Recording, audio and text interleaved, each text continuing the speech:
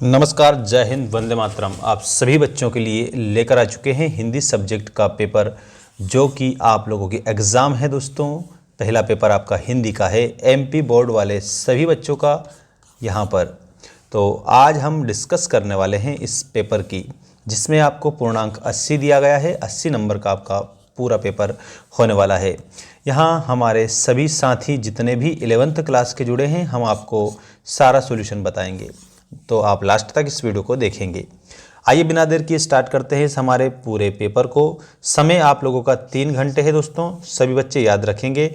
और जैसा कि आपको ये इंस्ट्रक्शन दिए गए हैं इस पूरे पेपर में, उसी के आधार पर आप पूरा पेपर हल करेंगे। क्वेश्चन एक भी आप छोड़कर नहीं आएंगे।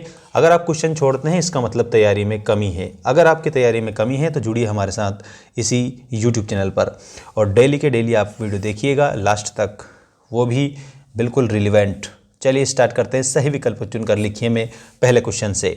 कबीर ने ईश्वर के कितने स्वरूप माने हैं? देखो, कबीरदास जी जो है वो भगवान के अनन्य उपासक थे, लेकिन वो भगवान का जो निर्गुण रूप है उसी को मानते थे।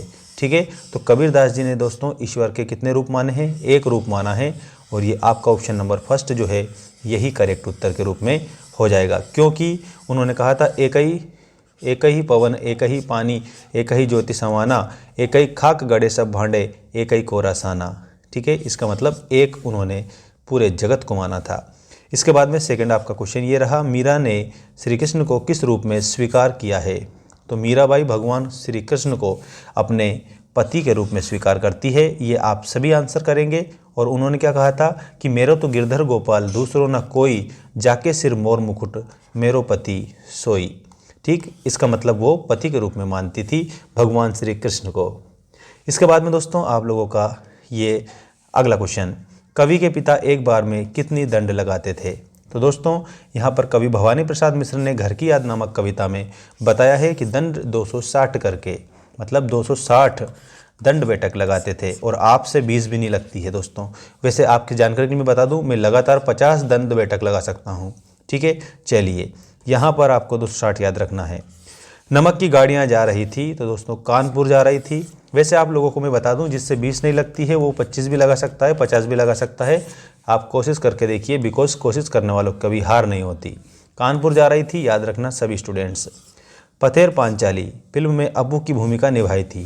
दोस्तों अपू की भूमिका सुबीर बनर्जी ने निभाई थी। पथेर पांचाली फिल्म का जो काम है वो दोस्तों 2.5 साल तक चला था। ऐसा आप सभी स्टूडेंट्स याद रखेंगे। इसके बाद में अर्थ के आधार पर वाक्य के प्रकार होते हैं। तो अर्थ के आधार पर 8 होते हैं।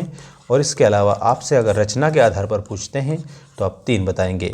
और वाच्य की दृष्टि से वाक्य के 3 बताएंगे, भेद, कर्तृवाच्य, कर्मवाच्य और भाववाच्य। वैसे यहाँ अर्थ के आधार पर पूछा है, इसका मतलब 8 आप लोगों को करेक्ट बताना रहेगा सभी प्यारे बच्चों को। इसके बाद दूसरा प्रश्न ये रहा, रिक्त स्थानों की पूर्ति कीजिए। कबीर की भाषा है, तो इसमें आपको सधुक कड़ी बताना है। ठीक है, सधुक कड़ी आप करेक्ट आंसर बताएंगे सभी बच्चे। लोक में प्रसिद्ध उक्ति कहलाती है, दोस्तों उसको लोकोक्ति कहा जाता है। ये लोक में प्रचलित उक्ति होती है।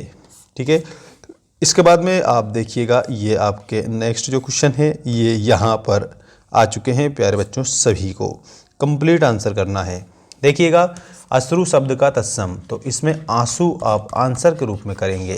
ठीक, पंचवटी, देखो पंचानाम वटानाम समाहार, 5 वटों का समूह।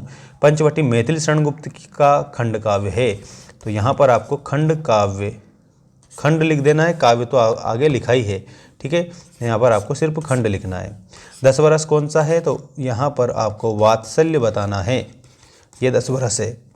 रमेश के कान नहीं है, इसमें कौन सी शब्द शक्ति है? तो लक्षणा शब्द शक्ति आप इसमें आंसर करेंगे सभी बच्चे। ठीक है, इसके बाद सही गलत लिखिए वाले क्वेश्चन आ चुके हैं। वीर रस का स्थायी भाव क्रोध है, तो दोस्तों इसमें आप लोगों को असत्य बताना है। इंदौर मध्य प्रदेश की मुंबई है में व्यंजना शब्द शक्ति है, तो इसमें भी गलत बताएंगे। माधुर्य गुण का संबंध चित्त की उत्तेजना वृत्ति से है, इसमें भी गलत है। कबीर ने बुंदेलखंडी भाषा का प्रयोग किया है, तो ये भी गलत है क्योंकि सधुक कड़ी थी। भवानी प्रसाद मिश्र को कविता का गांधी भी कहा जाता है, ये सही है। ठीक, मियां नसीरुद्दीन को केवल 5 तरह की रोटियां बनाना आता था, तो ये भी गलत है। मतलब इसमें आपको जो 5वें नंबर का ये दे रखा है ना, यहाँ पर यही सही है, बाकी सारे इसमें आप लोगों को गलत बता रखे हैं, ऐसा आप बताएंगे। अब हम आपको जोड़ी बताते हैं, ये आ चुकी है आपकी सही जोड़ी बनाइए वाले क्वेश्चन में।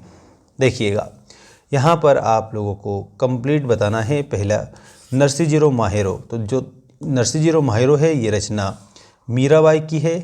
मीराबाई ने नरसिंह माहेरो रचना लिखी है। आचार्य विश्वनाथ काव्य की आत्मा रस को मानते थे, तो इसमें आपको ऐसा कंप्लीट बताना है। गंगा में घर है, ठीक है, इसमें मुंशी प्रेमचंद करेक्ट आंसर के रूप में करेंगे। घर की याद, तो दोस्तों यहाँ पर भवानी प्रसाद मिश्र करेक्ट आंसर बताएंगे। ठीक, तर्क ने भ्रम को पुष्ट किया, यहाँ पर भ्रम आप आंसर करेंगे। कामायनी जयशंकर प्रसाद आंसर करेंगे आप सभी स्टूडेंट्स, ठीक है, तो ऐसे आप आंसर करेंगे। इसके बाद में एक शब्द एक वाक्य में उत्तर दीजिए वाला क्वेश्चन। रसराज की उपाधि कौन से रस को दी गई है?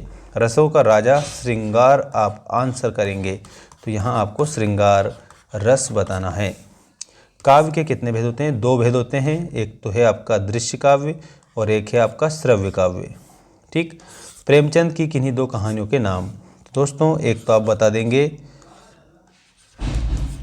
बूढ़ी काकी, ठीक है, और एक आप बता देंगे नमक का दारोगा। ये नमक का दारोगा कहानी भी मुंशी प्रेमचंद की है। ये 2 कहानियों का नाम हो गए। ठीक, इसके बाद में देखिएगा बदलू सिंह, कहानी में बदलू सिंह कौन था? तो हवलदार था, ठीक है, हवलदार या सिपाही, ठीक है, दोनों में से आप एक लिख सकते हैं। काव्य की आत्मा किसे माना गया है? तो इसमें आपको बताना है रस को काव्य की आत्मा माना गया है। सूरदास की भाषा का नाम लिखिए। तो दोस्तों सूरदास की जो भाषा है उसका नाम मैं यहाँ नीचे लिख रहा हूँ। देखिएगा सूरदास की भाषा का नाम मैं यहाँ लिख रहा हूँ, ठीक है ना।